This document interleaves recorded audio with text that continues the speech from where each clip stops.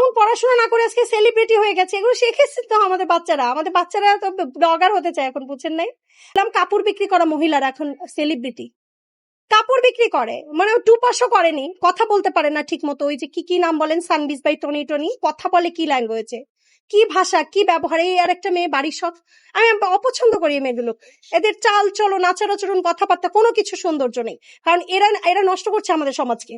একজন নেশা নিচ্ছে, সেটার ছবি আসছে, একজন মেরেছে তার, এগুলো আমার কাছে তো এইগুলো দেখে দেখে তো আমাদের সমাজটা নষ্ট হয়ে যাচ্ছে, আমাদের শিক্ষার্থীরা তো এগুলো দেখেই শিখেছে। ওই বিষয়ে মোহনার মামলার বিষয়ে এখনো আমার কাছে কোনো নলেজ আসেনি, মোহনা এখনো হয়তো ওর বিরুদ্ধে কোনো আইনি ব্যবস্থা নেয়নি। আর মামুর সাথে আমার কথা হয়েছে, যা দেখেছি ওই আপনারা যতটুকু জানেন আমি ততটুকু জানি, এর চেয়ে বেশি কিছু জানি না, কারণ আইনি কোনো বিষয় এখনো আসেনি। কন্ট্রোভার্সি ভাইয়া, এগুলো আসলে কি যে হয়েছে না কি হয়েছে, এগুলো তো আসলে ভেতরে না ঢুকে খুব ভালোভাবে পর্যালোচনা না করলে বোঝা যাবে না, সম্ভব না।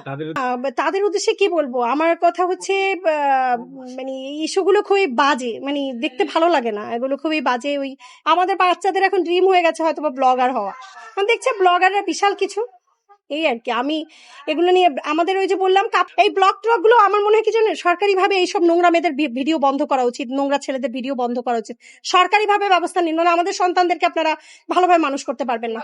আমি সরকারের প্রতি একদম আহ্বান, আমি আমার যে এই যে নোংরা ব্লগার আছে বা যারা নোংরা কন্টেন্ট বা এইগুলো নোংরা কন্টেন্ট যেন বাংলাদেশে অন্তত না ছড়ায়, আমাদের শিক্ষার্থীর বলেন, আমাদের শিশুদেরকে বাঁচানোর জন্য এইটাই একমাত্র উপায়। এরা তো এখন হলিউডের ড্রেস পরে, এগুলো স্টুপিসি অ্যাক্টিভিটি, মানে আমি একদম এগুলো নিয়ে কথা বলতে চাই না, দেখার মতো না, লজ্জাজনক ভাই, খুবই লজ্জাজনক, এগুলো ভালো লাগে না। এবারে আমি মানে বিব্রত বোধ করছি এই মুহূর্তে এগুলো।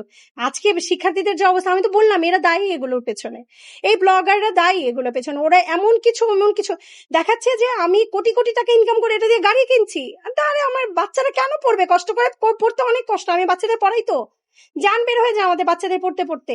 আমার মেয়ে 3-তে পড়ে, ওর দিন রাত 24 ঘন্টা কতক্ষণ পড়া যায়, আমার কষ্ট লাগে ওদের পড়া দেখে। অথচ মামুন, লাইলা, মোহন, এরা সমাজে কি দিচ্ছে, এরাই কলুষিত করছে। আমি সিম্পলি বললাম মামুন দেখুক, ওর সাথে সবার সাথে আমার ভালো রিলেশন, ওদের সাথে ব্যক্তিগতভাবে আমি ভালোই জানি, ওরা আমাকে খুবই সম্মান করে, ওদেরকে আমি অপমান করার জন্য কথাটা বলছি না। ওদের মতো ওরা যারা এগুলো করছে, ওরা সমাজটাকে জাস্ট কলুষিত করছে, ওরা আমাদের সমাজকে নষ্ট করার জন্য একেবারেই দায়ী, এই ব্লগাররা দায়ী।